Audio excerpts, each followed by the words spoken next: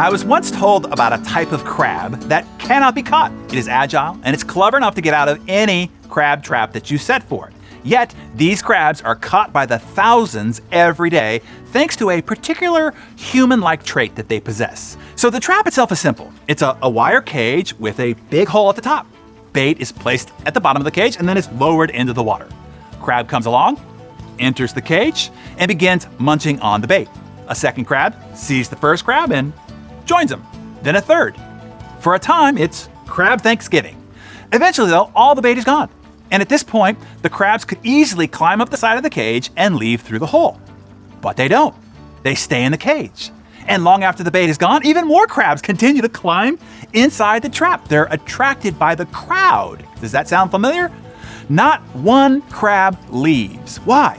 Because if one crab realizes that there's nothing keeping him or her in the trap and tries to leave, the other crabs will do anything they can to stop them. They will repeatedly pull him or her from the side of the cage. If he or she is persistent, the others will tear off his or her claws to keep them from climbing. If he or she persists still, they will kill him. The crabs, controlled by the power of the herd, stay together in the cage. All the fisherman needs is a tiny bit of bait. The rest is easy. Then the cage is hauled up and it's dinner time on the pier. Like crabs, most of the human world follows the crowd. This herd mentality has been conditioned in us by academia, corporate culture, media, and society. We are encouraged to follow the herd of the status quo. When you choose to step out of the herd, to start something new, to go off on your own, to work on yourself, to grow, to develop, to pursue better every day, something strange happens. Instead of encouraging and supporting you, your friends, family, and colleagues become crabby and start trying to drag you back down into the trap. Human crabs, though, don't usually use physical force. They don't rip off your arms, but they don't need to. They have far more effective methods at hand, or in mouth, as the case may be. Innuendo, doubt, ridicule, derision, mockery, sarcasm, scorn, sneering, belittlement, humiliation, jeering, taunting, teasing, and dozens more. These are the insidious tactics of the crabs around you and what they will use to pull off your claws and kill your dreams. But why would they do that? Many of these people actually love you. Why would they want to hurt you emotionally and kill your hopes, dreams, and desire for something more? Well, there are two key reasons. Number one, you make them look bad.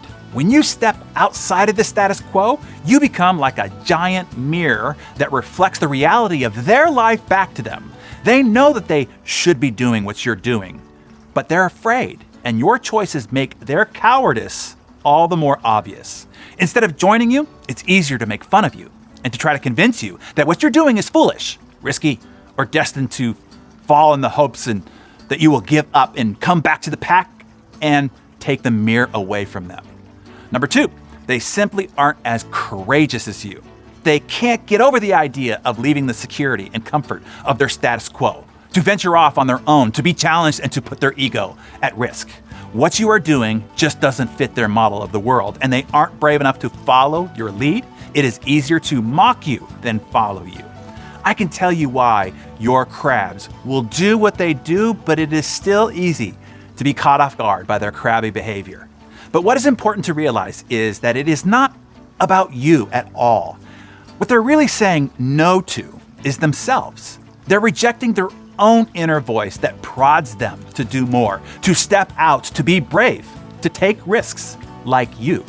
They aren't resentful of you, they are resentful of themselves. But it still hurts, I know, and it can derail you if you're not prepared and you don't understand what's really behind it. If you want to get the preparation that you need to deal with the naysayers, to face down disapproval, discouragement, and downright ridicule, and still come back stronger and more resilient than ever, I recommend that you pick up a copy of the Entrepreneur Rollercoaster book. It's never been easier because I'm just gifting you a free copy, but only for a short period of time and only till our inventory runs out. Just go to darrenhardybook.com. and tell the community in the comments below who have been the crabs in your life and how do you now understand what was really going on for them. And take this Mahatma Gandhi quote with you. First they ignore you, then they laugh at you, then they fight you, then you win. I like that. In the end, if you stay, you win.